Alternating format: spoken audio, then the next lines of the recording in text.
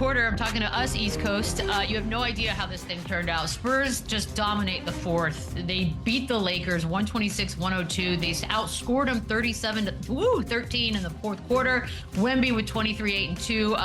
Devin Vassell, Stephon Castle each had 23 points, which is amazing. So they're back at 500, which is big. Woohoo! Because that guarantee I made at the beginning of the season for us, it's looking good right now.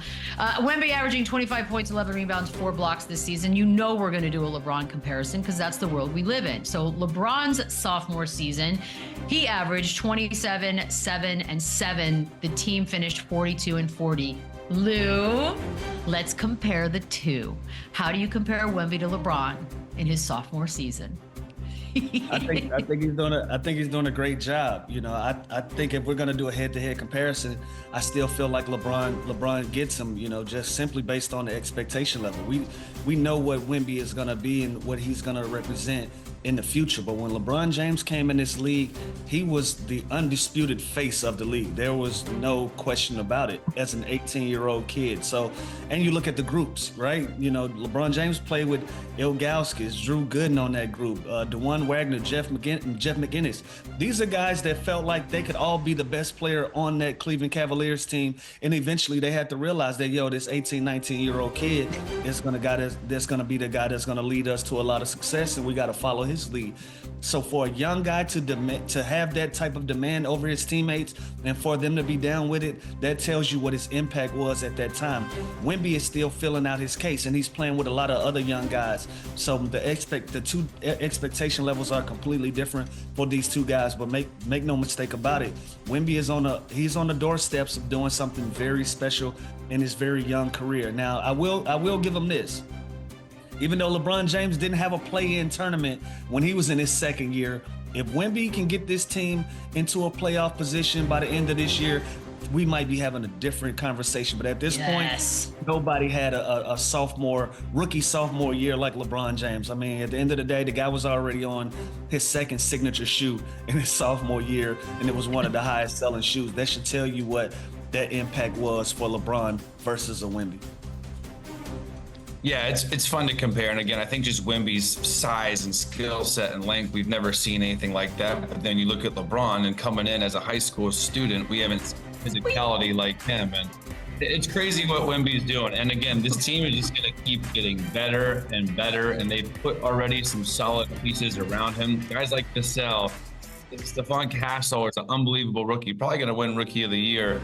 Keldon Johnson. They have so many of these young guys to grow with him. And then they have a lot of other guys that are watching from a distance, AKA De'Aaron Fox, AKA one of these other guards that would love to come and play with Wemby and kind of be that setup guy for him, be in this San Antonio system. So it's fun to compare. Now listen, LeBron in 2007, a couple years after being drafted, took arguably the worst team to ever go to the finals, to the finals early on in his career. So can Wemby do that? Can he now take that next?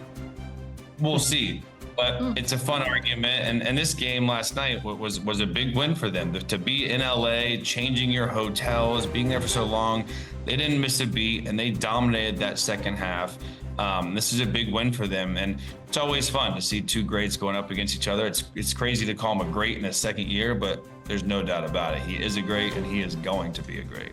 I mean, I kind of felt bad like that. I thought for sure that was going to be a Lakers win, given everything, obviously, that's been going on in the West Coast. So kind of a crazy win to have a fourth quarter like that. But let's talk a little bit about LeBron, because he is still optimistic. And I get it. You got to answer these questions, and you got to be careful how you answer them. But he did say, we are not the team I believe we're going to be once February and March hit, but I do like our chances. So, Chandler, I suspect that means he's expecting some sort of a trade, that this team will look slightly different. I think they're exactly where we thought they'd be, right? I don't know where the confusion is. They're kind of a middle of the pack team. They've went on some nice little runs. Anthony Davis has been fantastic for the most part. And LeBron, the fact that he's even this productive this later in his career, it has been impressive. But the Dorian Finney-Smith move, I like it just because I do feel like D'Angelo Russell just wasn't the right fit there from jump. He was kind of the doghouse guy from JJ Redick, and you can't have too many 3 and D players like Dorian Finney-Smith, who I love, I don't think that was the move that, oh, okay, now the Lakers are a contender. That didn't really move the needle like that. He's a great building block. He's a great role player for this team. But yeah, everyone knows there's still a star piece away from kind of being that contending team. LeBron James, you can't expect him to carry the load. He shouldn't even really be a part of the big two, big three at this point of his career. That's not fair to anybody. And Anthony Davis, you have to factor in that he's going to miss some games. He's going to be banged up sometimes, but when he's on the court, he's been great. And Austin, I love Austin Reeves. I love Rui. I love Dorian Finney-Smith. But these guys, they need a third, like the Donovan Mitchell name last year, like that they need someone of that caliber, I think, at this point of those guys' career to actually put themselves in contender as early as this year, because the West is very good. The West is deep. There's all these new young teams like the Houston Rockets, the Grizzlies, the Spurs, who are in the play-in right now. Like, there's so many good teams. So I just think they're in the middle of the pack towards the bottom, and I think that's right where we thought they'd be. Did we bet that the Spurs would make the play-in or the playoffs? Which one did I guarantee? I want to make sure I write it down. Probably the play-in. The playoffs, right? I thought I said play. I think I started play-in and then I decided to up it. Either way. Who bets that? Nobody bets the play-in. Me. No, you can bet play-in on all the books for sure. Well, what you're saying is I want my team to be a 10 team opposed to a top 7 team.